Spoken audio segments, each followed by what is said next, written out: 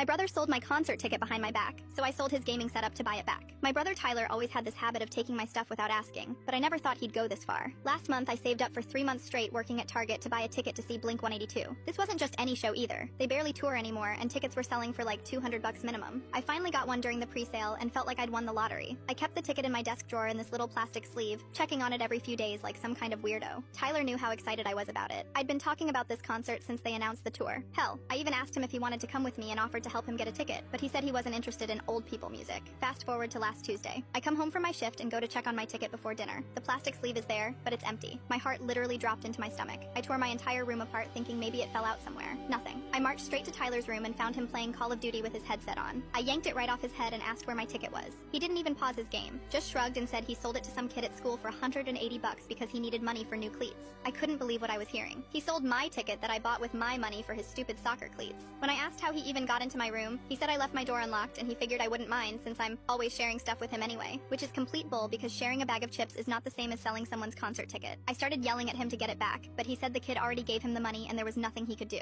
He had the nerve to tell me to calm down and that I was being dramatic over just a concert. That's when I noticed his gaming setup. His PlayStation 5, the fancy racing wheel he got for his birthday, his gaming chair, 2 controllers, and his huge monitor. All of it probably worth around $800 total. I told him he had 24 hours to get my ticket back or I was selling his stuff. He laughed at me and said I wouldn't dare because mom and dad would kill me. Then he put his headset back on and ignored me like I wasn't even there. The next day after school, I checked with him one more time. Still no ticket. So I waited until he went to soccer practice and our parents went grocery shopping. I loaded everything into our dad's truck. The PlayStation, monitor, all of it. I drove straight to this gaming store downtown that buys used stuff. The guy behind the counter looked at everything and offered me $650 cash on the spot. I told him I needed at least $700 because I had to replace something important. He agreed when he saw the receipt showing Tyler paid $1,200 for the PS5 alone last year. I took that money and drove to the kid's house that Tyler sold my ticket to. Turns out he was actually pretty cool about it. His mom made him give me the ticket back when I explained what happened, and she only made me pay her the $180 her son originally paid. She said her kid could wait for the next tour. So I got my ticket back and still had $520 left over, which I put in my savings account. When Tyler got home from